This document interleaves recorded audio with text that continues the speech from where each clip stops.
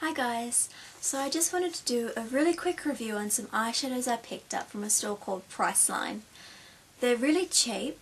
I don't know if they're available in other countries, but I'm sure if you googled them you'd be able to find out whether or not they are. The brand itself is called Beauty Style, and the eyeshadows come in little pans, similar to the Pro pans that MAC sells, but for a fraction of the price. The packaging is like this. And each one of those has one colour and it costs $3.99, so $4 practically. The colour range is fairly decent. If you're a beginner, it's probably somewhere that you would look at starting. It's not going to set you back a lot. It's not going to cost you a fortune. And the quality is fairly decent. It's not the best. It's a little inconsistent. Some of the colours apply better and blend better than others. But for the price, I think it's definitely worth it. For somebody who is starting and not wanting to spend a lot of money on eyeshadows, this is somewhere where it would be good for them to start. So I'll get right into it. The colours are showing up fairly close on the camera, so that'll give you an idea of what they kind of look like as well. The first palette is some blues. Now they don't come in these palettes. You buy the palettes separately. They are magnetic, and each of the little eyeshadow pans, which are sold separately, look like this. So that's what they look like. They are bigger than the MAC palettes, the MAC pans, so they won't fit into a MAC palette. The palettes themselves aren't very expensive. I think it was somewhere between $5 and $7. So the whole thing altogether will cost you less than $20 for the whole palette. Also, it does come with its own little applicator. I don't use these. If I was really desperate, I probably could. But if you've got a small brush that would fit in there, that would be a nice little spot to keep it. They seal very well, sometimes a little bit too well. They are quite difficult to get open again. So I've pre-popped all of mine so this doesn't take ages. But that's one thing that's probably, it's good and bad for packaging. It seals very well, but that also means that it's a bit more difficult to get open. So it's good for if you're travelling. They're not going to, break and crack and fall out everywhere. So yeah, back to the colours. This is the blues. We've got up the top steel blue, sky blue, cornflower and aquamarine. And that's what they look like. Some of them are more like frosts. Say these ones. These are more powdery. They do have a slight shimmer to them. They're all shimmery, but these ones you can kind of tell they're more like a frost eyeshadow. So the next colours are the browns. That's what they look like there. So you've got rusty brown, sienna, saddle brown and sepia. And that's what they look like there. The next palette are reds and pinks. That's them there. So you've got deep pink, copper red, hot pink and rosy brown. Then we have purples. Purples and pinks. That's them there.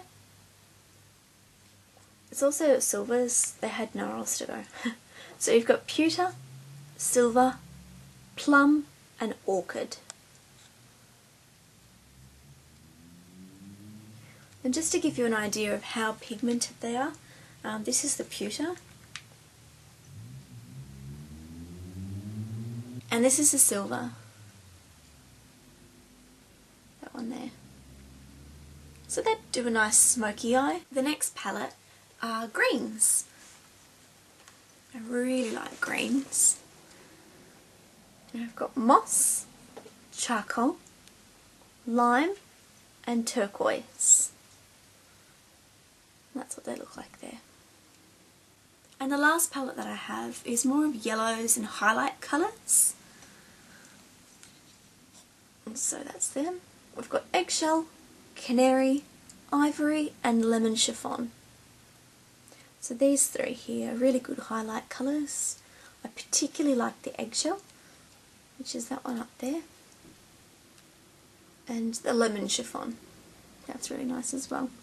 I would probably recommend that you use these eyeshadows with some form of a base underneath. So whether or not you want to try to apply them wet, or just use a cream colour base or some kind of base like foundation or eyeshadow bases, just so it sticks a bit better to your eyelid, and also that would make the colour stand out a lot more. I wore these the other day, and I tend to have quite oily eyelids, so a lot of eyeshadows do crease. These I was actually quite surprised with. They didn't crease, and I wasn't wearing any base either.